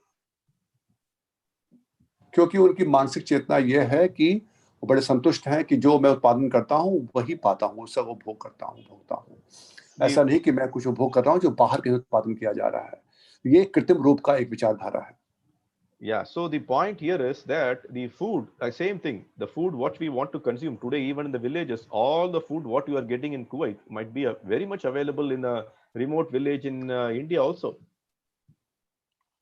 तो ये है कि जैसे अभी हम लोग Kuwait में हैं, यहाँ पर जो कुछ भी हम प्राप्त कर रहे हैं, कि हो सकता है कि जो हम यहाँ पर प्राप्त कर रहे हैं वो किसी भारत के ऐसे बिल्कुल एकांत गांव में से प्राप्त होता हो, वहां पर उत्पादन होता हो। But the question is, do we really need that? Or we have come all the way crossing the ocean and come so much of kilometers to consume the same thing what we have been consuming there? तो क्या, लेकिन यहाँ पर बिंदु ये है कि क्या जो चीज हम वहां पर इतना हम समुद्र पार करके आ रहे हैं, सब कुछ छोड़ करके, यही प्राप्त करने के लिए जो हम वहां पर प्राप्त करते थे वही हम पाने के लिए यहाँ पर आ रहे हैं? So that is the question which I want to put forward in this forum and for people to decide. तो ये प्रश्न है सभी के लिए जो यहाँ पर उपस्थित हैं निर्णय लेने के लिए। With your permission, Prabhuji, another 10-15 minutes I can finish this presentation because there's some more points I want to tell. I mean, I should not just because 1 hour is over.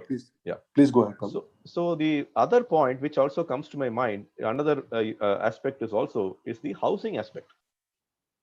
और दूसरा जो एक बिंदु है वो है कि किस प्रकार से घर, जो घर के रहने का वातावरण है, because that is a very important thing and that is actually affecting us more psychologically, affecting our mindset than anything else. और वो हमको मानसिक रूप से बहुत प्रभाव डालता है हमारी चेतना के ऊपर।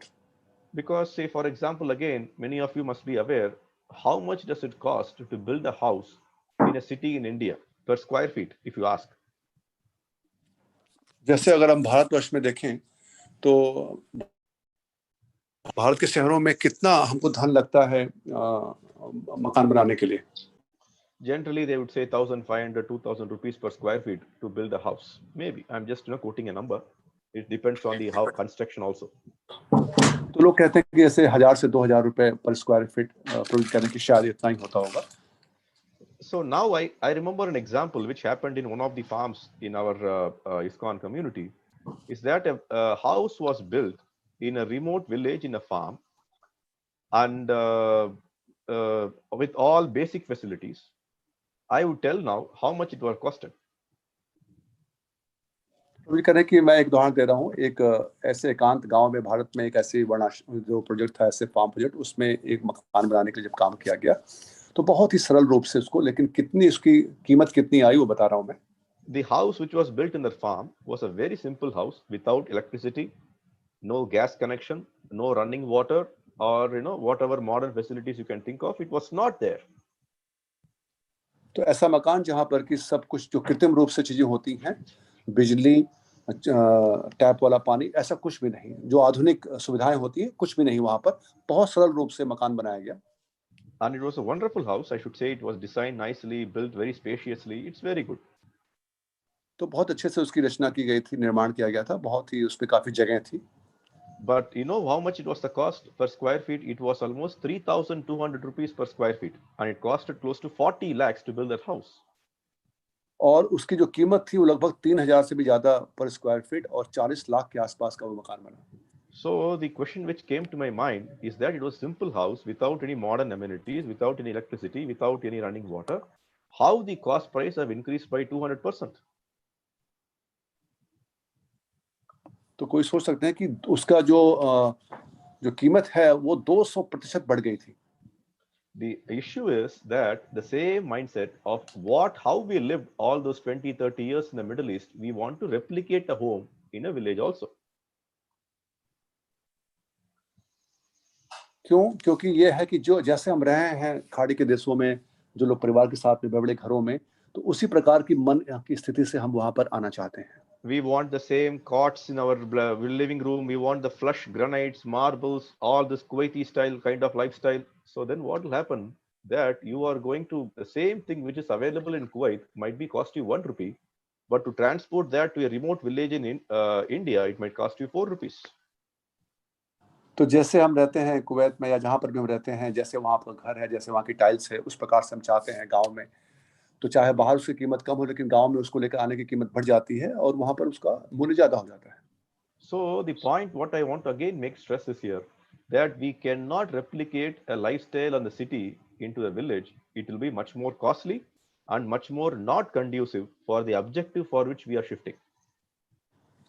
तो यहाँ पर बिंदु ये है कि अगर हम शहर से जो शहर की सुविधाएं हैं उसको गांव में लेकर आना चाहते हैं, तो पहली बात तो उसका मूल्य ज्यादा होगा और दूसरा वो हमारे उस उद्देश्य जिसके लिए हम सब कुछ छोड़ के आ रहे हैं भगवान की भक्ति करने के लिए, उसके अनुकूल नहीं होगा।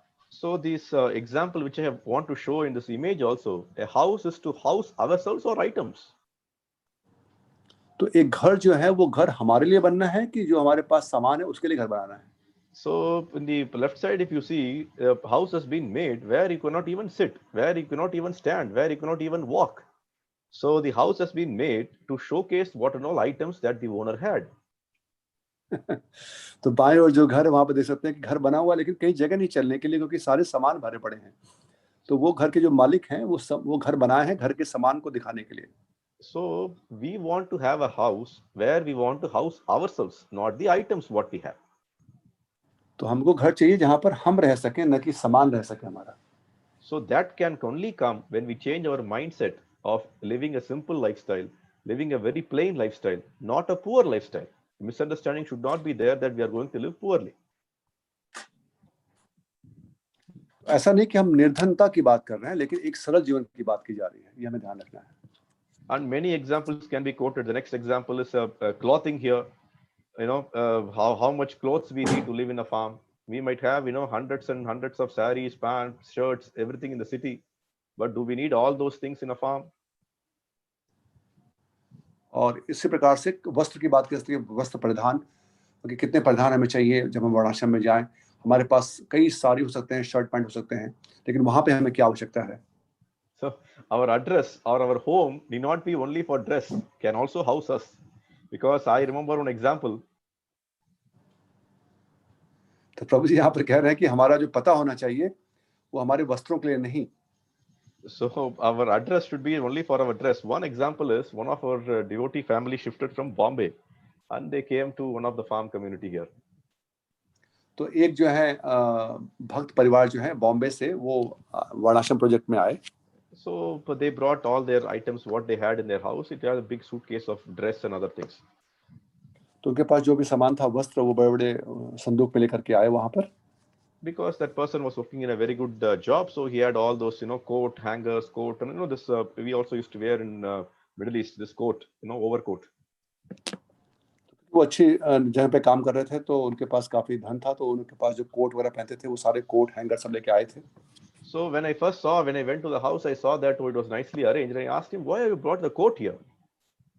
तो प्रभु जी वहां पर गए तो उन्होंने पूछा कि अच्छे से सब कुछ रखा गया था कि आप कोट यहाँ पर क्यों लेके आए? I thought that place actually is in a hill station, so it might be a little cold. So I told him, you can wear a sweater instead of using the same coat. तो उनको लगा कि ये किसी मतलब पहाड़ी स्थान में है तो वहां पे ठंडी होगी इसके लिए लेके आए। तो बोले कि आप स्वेटर लेके आ सकते हैं। प्रभु जी ने कहा कोट पहनने की क्या आवश्यकता है? But then that the devotee told me, I didn't bring it to use it in the winter. I just brought it because I cannot keep it anywhere. So I just brought it here. I want to keep it here. तो वो कहे कि नहीं, मैं इसको जाड़े के लिए नहीं लाया हूँ, मैं तो ऐसे लेके आया क्योंकि मेरे पास चूंकि मैं जा रहा हूँ तो सब कुछ लेके आऊंगा, तो सारा सामान लेके आ गया मैं यहाँ पर रखने के लिए। And many of the items which were unusable in the farm, which they brought there, over a period of time, they really became unusable.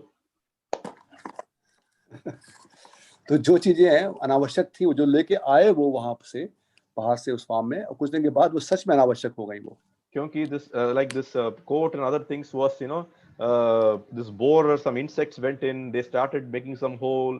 Many of the saris, many of the shirts and pants became unusable. क्योंकि वहां पर जो है उसके अंदर जो है छेद होने शुरू हो गए, कुछ ऐसे चीजें आकर को काटना शुरू करी उसको, तो वो सारे जो सारी थे, जो कोड थे, वो सब जो है वो उपयोगहीन हो गए। Because many of the items which we want for a city lifestyle is for some social purpose. We want to go for a marriage, we want to go for some event, we want to go for some program. So we need to have many varieties. क्योंकि बहुत सी चीजें होती हैं हमारे पास जो सामाजिक परिधान के लिए, कि शादी में जाना, विवाह में जाना है, किसी के यहाँ जाना है, उसके लिए लोग दिखाने के लिए इस प्रकार के वस्त्र रखते हैं। So, but actually in the farm, do we need that? We have to think about it. लेकिन क्या हमको इस प्रकार से उसका जो फार्म में चाहिए इस प्रकार के वस्त्र, ये हमको सोचना होगा। So the next aspect which I want to touch is also about lighting. Many people have this misconception that we have to have very bright lighting. और दूसरा फिर एक आता है विचार कि प्रकाश, सबको लगता है कि बहुत प्रकाश होना चाहिए रात्रि में। And city lifestyle is full of very much lighting, but the village lifestyle is a milder lighting, a very sober lighting. तो शहर में बहुत चकाचौंध दिखती है बिजली की, लेकिन गांव में जो है वो बहुत कम प्रकाश में लोग रहते हैं। And from my little experience, I know that all this same thing, when if you want to bring this brighter lifestyle to your farm, maybe you will get very many atithis, very many guests to your house. तो प्रवृत्ति करके कि मेरे थोड़े से अनुभव से बता रहा हूँ कि अगर आप गांव में लेकर के आएंगे इस प्रकार से शहर का वातावरण जो है प्रकाश का, तो बहुत से अतिथि आपके घर पर आएंगे।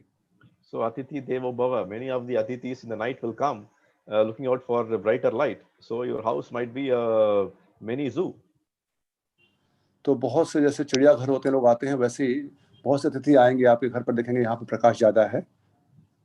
So the lifestyle is completely different. The mindset is completely different, and it's not that we are living in dark as people think. Oh, you are gone to primitive lifestyle. No, it's not primitive. तो ऐसा नहीं कि लोग समझते, कभी लोग बोलते करे आप तो बड़े अंधकार में चले गए, बड़े पीछे चले गए आप लोग, ऐसा नहीं। And the same thing I can tell about transportation, how the transportation in the city is completely messed up, and how a simple lifestyle in village is much more conducive. That which is for by walking, which is more healthier, more psychologically and physically.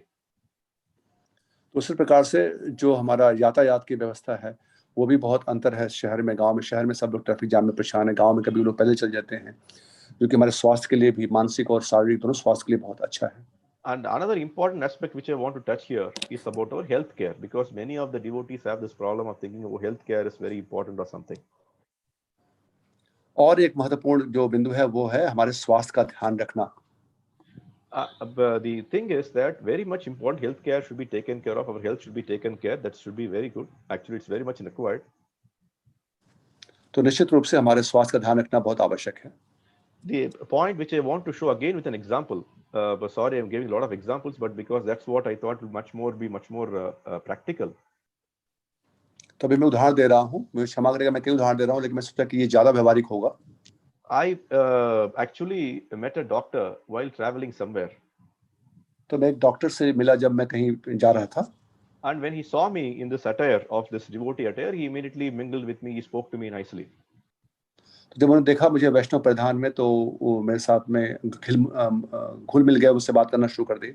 So he started telling an incident which happened in one of our village preaching in Maharashtra. तो उन्होंने एक ऐसी घटना बताई जो कि महाराष्ट्र में प्रचार के समय हुई थी। So what has happened is devotees moved to a village preaching area or like a farm setup. So they all came from Bombay, obviously. तो ऐसा हुआ कि बॉम्बे से भक्त लोग आए थे और वो फार्म जो गांव में थे वहां पर गए थे प्रचार करने के लिए। And this doctor was actually a person from that village, and he was doing some small clinic and helping these village people with some basic health care. और ये डॉक्टर उस गांव में वहां पर वो चिकित्सक थे, वहां पर कुछ थोड़ी सुविधाओं के द्वारा वो गांव के लोगों का इलाज करते थे। And what happened is, over the period of time, many of these devotees used to go him and ask him for headaches, a pill, or a pill for digestive disorder, or a pill for whatever. Even from small things, they used to go and take him some injections and pills. और हुआ क्या कि वो जो वहां पर आए थे भक्त लोग रहने के लिए फार्म में, वो लोग उनके पास काफी जाते थे छोटी छोटी बीमारियों के लिए। कभी सर में दर्द हो गया, कभी पाचन क्रिया ठीक से नहीं हो रही है, उसके लिए जाके दवा लेना, इंजेक्शन लेना। So a pill for every ill. So they had an idea that we want a pill for every ill. तो उनको ये विचार है कि हर एक बीमारी के लिए कोई दवा है। So this doctor used to tell him, no, it's not required. It's just a basic thing. You do this, it'll be okay. So this guy was a very not a commercial fellow like what we see in city. तो ये जो doctor थे ये बहुत ज्यादा धन के पीछे नहीं थे, तो कभी-कभी ये बोलते थे कि नहीं, दवा की आवश्यकता नहीं, आप वैसे ठीक हो जाएगा.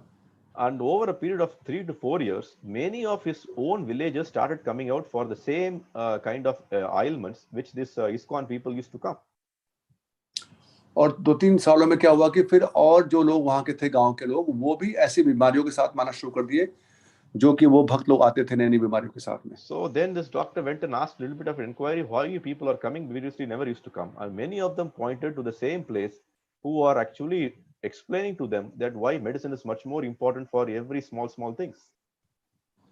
तो जब उन्होंने उसका पता लगा कि ऐसा क्यों हो रहा है, जिसके लिए ये गांव के लोग पहले नहीं आते थे, अब क्यों आ रहे हैं, तो लगा कि अब ये लोग उनको ये बता रहे हैं कि किस प्रकार से हर एक बीमारी के लिए दवा होती है. So who spoiled the village? Who spoiled this entire setup? तो किसने पूरे गांव को ऐसे उनका जो मनस्थिति थी कैसे उसको खराब कर दिया? I think I would say we ourselves, we people have actually changed the mindset actually of these people. तो प्रभु कह रहे हैं कि हम लोग जो भक्त लोग वहां पर गए थे, उन्होंने उनके मन के चेतना को बदल दिया. So the same point is that we brought a city lifestyle to a village. तो वही मनस्थिति कि हम लोग शहरों का जीवन का जो शैली है उसको ही गांव में लेके जा रहे हैं. So there are many examples like this which are actually in the areas which I want to tell is another thing is about education. How the modern education is not at all conducive for our kids with all this modern gadgets and everything. How the traditional education was much more better. उसी प्रकार से शिक्षा, कैसे कि शिक्षा जो अभी हम देखते हैं किस प्रकार से लोग सब गैजेट के साथ में बैठ के कंप्यूटर के साथ में अध्ययन कर रहे हैं. दूसरी ओर जो हमारी प्राचीन शिक्षा प्रणाली है, वैदिक शिक्षा प्रणाली, वो बहुत ही ज्यादा अनुकूल है. And I have, from little experience, what I have seen is many of our kids in the farm, they are much more what I call is practical for many of the problems, life's problems actually. प्रभु कहने कि मैं अपने थोड़े से अनुभव से बता रहा हूँ कि जो हमारे फार्म में यहाँ पर कम्युनिटी में जो बच्चे हैं, वो बहुत ज्यादा व्यवहारिक समस्याओं को सुलझाने में वो ज्यादा दक्ष हैं. So this is the real education. Real education is how to live. How to live is a real education. तो ये वास्तविक शिक्षा है कि कैसे जीवन में अच्छे से रहा जाए. And how to live is also same thing. Security, same thing which came to my mind is in the left side picture which I want to show that the place where we live in a city is almost like a jail. और प्रभु जी कह रहे हैं कि ये भी एक विचार है कि किस प्रकार से जो घर है शहरों में देखा जाए तो लगता है कि जेल में रह रहे हैं, पूरा इतनी सुरक्षा वहां पर है. Many of you must not have an experience of visiting a jail. I have, not as a criminal, but as a preacher. प्रभु जी कह रहे हैं कि बहुत से लोग आप में शायद नहीं जानते होंगे जेल कैसा होता है. मैं लेकिन गया हूँ जेल में, अपराधी के रूप में नहीं, प्रचार करने के लिए. So there I have seen it's exactly the same. When you go inside, there will be a big gate. 2 or 3 of the fellows will check you. They take your name, take all your questions, then send you in and tell you exactly where to go. तो बोले कि बिल्कुल ऐसी होता है jail का वातावरण. हम मैं गया वहां पर कि इस प्रकार से पहले आपको बड़ा सा गेट होगा, पूछेंगे, आपका एड्रेस लेंगे, आपको चेक करेंगे, फिर आपको कहाँ जाना है बताएंगे. So similarly, same thing happens in a city. You go to your apartment, they do the same thing what they do in a jail. इसी प्रकार से शहरों में भी ऐसे करते हैं अपार्टमेंट में जैसे कि जेल में होता है. So the point here is again that we need that kind of security because we have so many things, 100 saris, 100 shirts, 100 kilos of gold, so many things which we don't need for our daily living. We don't. On the other hand, the village lifestyle is much more simple, so you don't need big locks, big security. तो वही बात है हमारे स्थिति के शहरों में हम लोग पास बहुत धन, बहुत सारियां, तो उनकी सुरक्षा चाहिए, लेकिन गांव में ऐसा नहीं है. बहुत सारा जीवन है तो वहां पर इतनी सुरक्षा की आवश्यकता नहीं है. So the point is whether we want to live in a house or live in a jail. तो बिंदु ये है कि क्या हमको जेल में रहना है कि घर में रहना है. So the final point is also about entertainment. City entertainment is different, village entertainment is different, but it's very more peaceful. It's very conducive for our Krishna consciousness.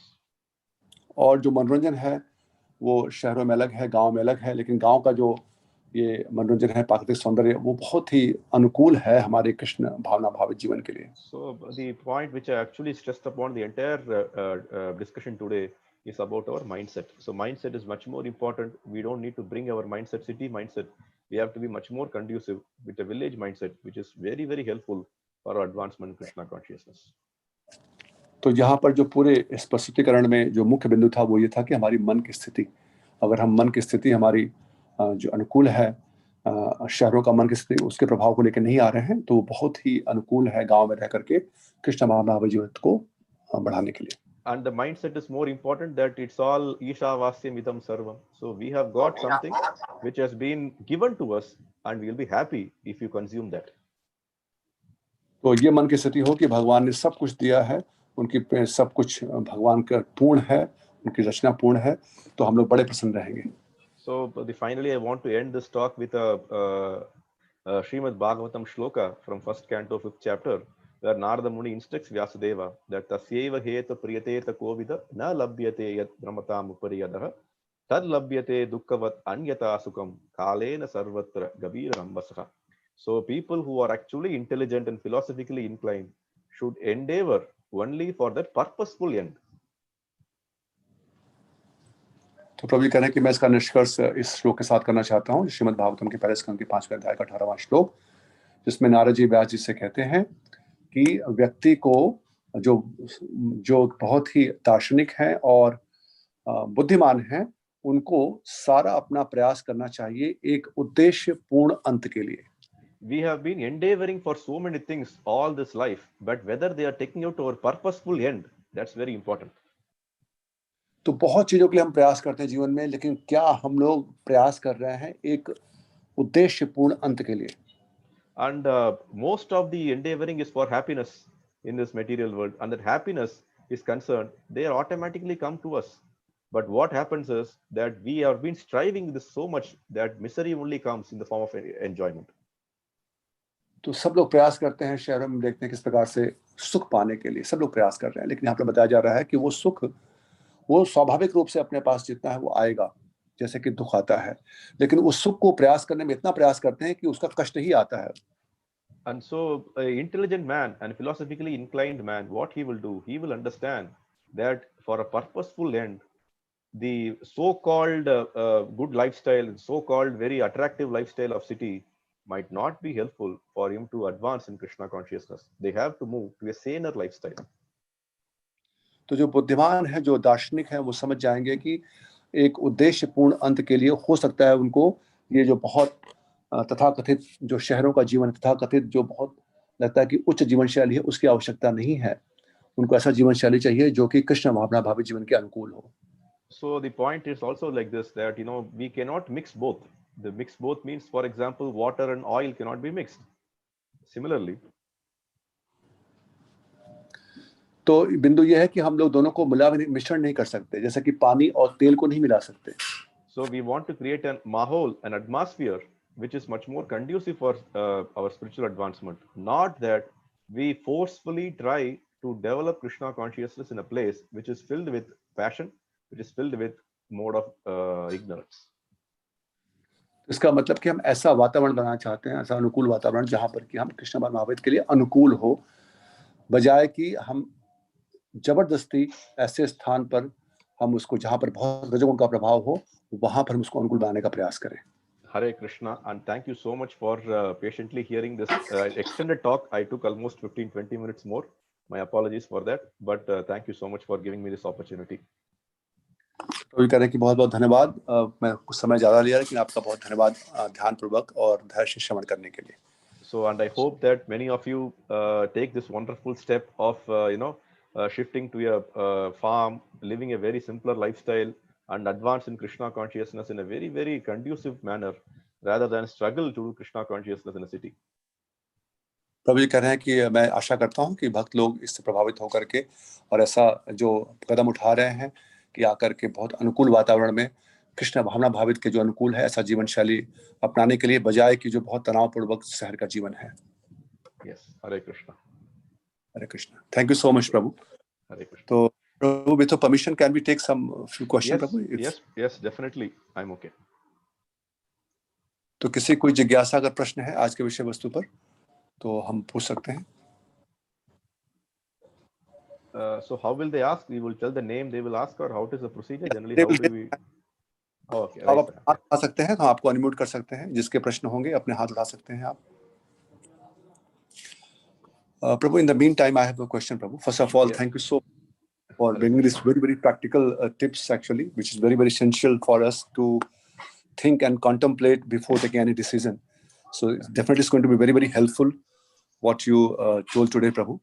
It's very, very practical, and definitely it's going to be beneficial for all of us. Prabhu, question is, we also hear that, okay, bhakti is swarat. Is swarat, like Krishna is swarat, similarly bhakti is also swarat. And it can be performed anywhere in any corner of the world. And then when we start reading this portion of Prabhupada's purport very carefully and going deeper in the purport, then we come to know, no, it's not like that. As you mentioned now, that we have to have the conducive environment. Otherwise, somehow that we are going to just with a lot of struggle, 16 round chanting and just half an hour or something, kind of reading of Srila Prabhupada books. But we see that we are making so much, we are not getting that much satisfaction that we are doing something. So this statement, how to synchronize these two statements, that, okay, the bhakti is not dependent on any such external or any such things. It is, anywhere we can perform in any corner of the world. So how to understand this? This is really essential to develop in Krishna consciousness. Yes. So you want to translate into Hindi, or can I just answer? How do you want to do? तो प्रश्न ये था कि प्रभु जी ने बहुत सुंदर रूप से हमको बताया कि जो व्यवहारिक दृष्टिकोण होते हैं, जो लोग प्रयास कर रहे हैं वर्णाश्रम धर्म में जाने के लिए, हम लोग सुनते हैं शास्त्रों के माध्यम से कि भक्ति जो है वो स्वराट है, भक्ति किसी के ऊपर निर्भर नहीं है. तो भक्ति निर्भर नहीं है मतलब कि वो किसी भी परिस्थिति में भक्ति की जा सकती है और कहीं पर भी की जा सकती है. और फिर जब हम अध्ययन करना शुरू करते हैं, श्रवण करना शुरू करते हैं, तो फिर ये विषय वस्तु आता है कि नहीं, एक अनुकूल वातावरण बहुत आवश्यक है भक्ति को और उत्तम करने के लिए. तो एक जगह पर हम सुनते हैं कि भक्ति किसी परिस्थिति के ऊपर निर्भर नहीं है, और अभी हम ये भी श्रवण करते हैं कि भक्ति उसके ऊपर निर्भर है. तो कैसे इसका समन्वय हम बना सकते हैं? Yeah, so the point is very good. It's a very important question as well. The understanding is, of course, bhakti is not dependent on any of the so-called time or place or whatever it is. It is not at all dependent actually. तो प्रभु जी कह रहे हैं कि भक्ति स्वराट है और किसी भी समय काल परिस्थिति के ऊपर निर्भर नहीं है. And the best example is all the disciples of Srila Prabhupada. They all came from a very, very what I call is an environment which was never conducive for doing bhakti. और उसका उदाहरण है, बहुत अच्छा उदाहरण, कि प्रभुपाद जी के शिष्य लोग जो कि ऐसे स्थान से आए जहां पर कि बिल्कुल भी भक्ति के अनुकूल वातावरण नहीं था. And their own mindset and their own way of doing things were also completely from a hippie background or from a drug addicted background or many backgrounds which are not at all conducive for bhakti. और उनका स्वयं की जो देखा जाए, उनका जो परिप्रेक्ष्य था पहले का, वो उनको जैसे कि वो लोग मदिरा का सेवन करना और सारे जो अधर्म के कार्य हैं उसमें लिप्त रहना बिल्कुल भी अनुकूल नहीं था भक्ति के. And many of them, if not all of them, are acharyas today. We glorify them, we worship them in a way that we glorify many of our parampara acharyas. और बहुत से उसमें से जो आचार्य हैं आज के समय में, जो कि हम जिनको परंपरा के आचार्य, जिनको हम गुणगान करते हैं. So this is the very, very clearest example which you can get to prove the fact that bhakti is independent of anything. तो ये बहुत साफ उदाहरण है कि भक्ति जो है वो स्वतंत्र है, किसी के ऊपर निर्भर नहीं है. But the problem also happens is that what they call is in the official thing is called the hit rate. They call something called hit rate. What you call, Prabhu? Hit rate. They call in the outside world, in the they call it the hit rate or positivity rate or whatever.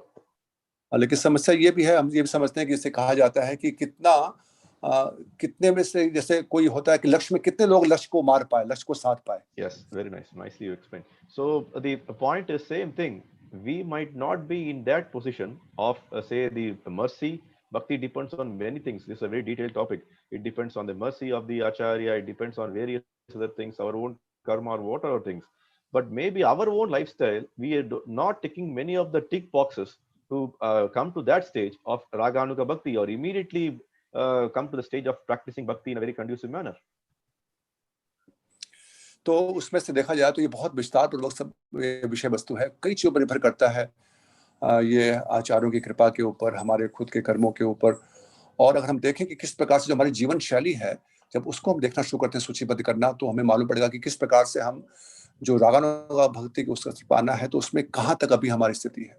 Because the point is, bhakti starts when our anya bilashita shunyam, all our things become shunya, all our material things become shunya, material requirements or desires become shunya. क्योंकि जो भक्ति की जो है बताया गया कि भक्ति के अंग क्या है कि अनभिलाषा शून्यम, जब जो सारी अभिलाषा है, सारी इच्छाएं जब वो शून्य हो जाती हैं. So definitely a city lifestyle where we are living, our desires are not completely getting even reduced, if not about zero. They are not getting reduced, they are just maintained as we have been doing. और हम शहरों में देखते हैं कि ऐसा वातावरण है कि जहां पर हमारी इच्छाएं हैं वो अगर बढ़ नहीं रही है तो शून्य भी नहीं हो रही है. So they are getting maintained, and that is what is getting transferred to many of the examples which I told you. When they shift, they bring the same desires, that material desires, which they have been what I would call as cultivating in the city, to a village. और जब वो इसीलिए चूंकि वो उतनी इच्छाएं बनी हुई हैं, कम नहीं हो रही हैं, तो जब वो आते भी हैं तो उसी इच्छाओं के साथ में आते हैं, उनकी मन की स्थिति वही होती है. So the problem is that we are not able to get out of this anyabhilashita shunyam, and how we are going to achieve that pure bhakti, it's not going to be very easy. तो समस्या ये है कि हम ये अभिलाषाओं से, इच्छाओं से परे नहीं हो पा रहे हैं, तो कैसे हम शुद्ध भक्ति को प्रवेश कर पाएंगे. So then this varnashrama system comes into play. और इसीलिए वर्णाश्रम जो इस प्रणाली है, तब वो उनका रोल, उनकी भूमिका आती है. So the point which I started also makes a very little sense here, that if we don't do it ourselves, nature might force us to do, like what it did with many of these people who were forced to go back to their villages. तो यहाँ पर यह है कि अगर हम लोग इसको स्वयं नहीं करेंगे तो जो प्रकृति है वो हमको इस पर बाधित करेगी, जैसे कि अभी हम देख रहे हैं लोग ऐसा कर रहे हैं. So the point is, see, maybe this is what I always tell. See, so the atmosphere which is very conducive is that there the material desires are much more lesser. There is no opportunity for enlarging our material desires. So over a period of time, we might experience that, anyabhilashita shunyam stage. Slowly we will progress towards that. तो निश्चित रूप से ये जो प्रभु आता है कि बहुत जो ये हमारी जो आवश्यकता है अनभिलाषा शून्यम, तो ये क्रम से हमको इस प्रणाली में जो है ये हमको उस ओर लेके जाएंगी जिससे कि हम उस शुद्ध भक्ति के स्तर पर पहुंच सकें. So the point today is that we are trying to reduce the fuel for the fire, and so by reducing the fuel for the fire, we presume that over a period of time the fire will be put off. What is the fire? Material desires. तो प्रभु जी कह रहे हैं कि यहाँ पर ये विषय वस्तु है कि किस प्रकार से अग्नि में घी को कम किया जाए, ईंधन को कम किया जाए, जिससे कि एक दिन वो जो अग्नि है वो बुझ जाएगी. अग्नि क्या है? वो भौतिक इच्छाओं की अग्नि. But other way, on the city life, what happens is we are giving a constant supply of ghee, and we think that the over at the end it will be all very pleasant, that the fire will be put off. Prabhu, I could not get you, Prabhu. The last part. Sorry. Yeah. In the other hand, in the cities, what happens is we don't have the opportunity to reduce the fuel, so we are constant supplying the ghee to the fire, and we expect that the fire will be put off automatically, but it never happens. और शहरों के जीवन में क्या होता है कि हम लोग उसमें घी डालते जा रहे हैं और हमको लग रहा है कि अपने आप आग बुझने वाली है, तो ऐसा कभी नहीं होगा. So if I have to answer a question in one line, what I would say is, Srila Prabhupada knows our mentality much more than what we know ourselves. प्रभु जी कह रहे हैं कि अगर एक लाइन में उत्तर देना चाहें तो श्री प्रभुपाद हमसे ज्यादा हमारी मनस्थिति के बारे में जानते हैं, इसलिए प्रभुपाद जी ने. Yeah, it's better to surrender to him, and what he is told is coming true in many aspects, and so in this aspect also it will be much more helpful for us because he is our ever well wisher. तो क्योंकि प्रभुपाद जी हमारे वो हमेशा हमारा शुभचिंतक चाहने वाले हैं, इसलिए वो जो कहते हैं अगर हम उसको शरणागत होते हैं तो उससे बहुत लाभ मिलेगा हमें. हरे कृष्ण. थैंक यू प्रभु, thank you so much. Hare Krishna. Hare Krishna. Hare Krishna. और किसी कोई जिज्ञासा है, कोई प्रश्न किसी का? So thank you Prabhu, thank you so much. And we are really into very practical tips we learned today. And the best part, because you have lived here in Middle East, so you know the lifestyle here, and now you have moved there. So it's a very example for all of us to follow actually. So we are very, very grateful to you, Prabhu, that we can learn from you. And now you are sharing your experience. So definitely that's going to benefit all of us. Yes. And all the topics which you discussed today, all the points actually is very, very relevant, and we'll make a point that we'll discuss thing and before we transit to this thing. And the best part which you told, that the mindset. So I think we have to work. So thank you so much. Very, very. Thank you so much for giving the opportunity, and it was And wonderful speaking to you. Prabhu, in the future, maybe, because now, as Ram Prabhuji might have told you, so some devotees are planning, so maybe we'll need your again guidance, Prabhu, in this direction. We will be in touch, no problem. And first of all, I have to tell publicly also, it was a wonderful Hindi translation by you, Prabhuji, because I have also seen many Hindi this thing, but you really are good. You are expert in both English and Hindi. So you empowered me. That's why I could do it, because I was, Nothing. Thank you. Thank you so much. Thank you, Prabhu. Hare Krishna. Prabhu, like to say something, Prabhu? Thank you so much, Prabhuji. Yeah. So we are very, very grateful to Ramchandra Sundar Prabhu for organizing this wonderful program and coordinating with Prabhuji and taking his time. तो हम रामचंद्र प्रभु जी बहुत बहुत आभारी हैं, और हम सब मिलकर प्रभु जी का धन्यवाद करेंगे. All together we'll thank Prabhu ji, Shri Ram Charnarvind, for giving his valuable time to all of us and enlightening on very, very important topic with practical tips. तो सभी मिलकर हम धन्यवाद अर्पण करेंगे हरे कृष्ण महामंत्र और वैष्णव प्रणाम करके. हरे कृष्ण कृष्ण कृष्ण हरे राम राम राम हरे हरे. वांछा कल्पतरुभ्यश्च कृपा सिंधुभ्यश्च वैष्णवेभ्यो नमो नमः. हरे कृष्ण. Thank you.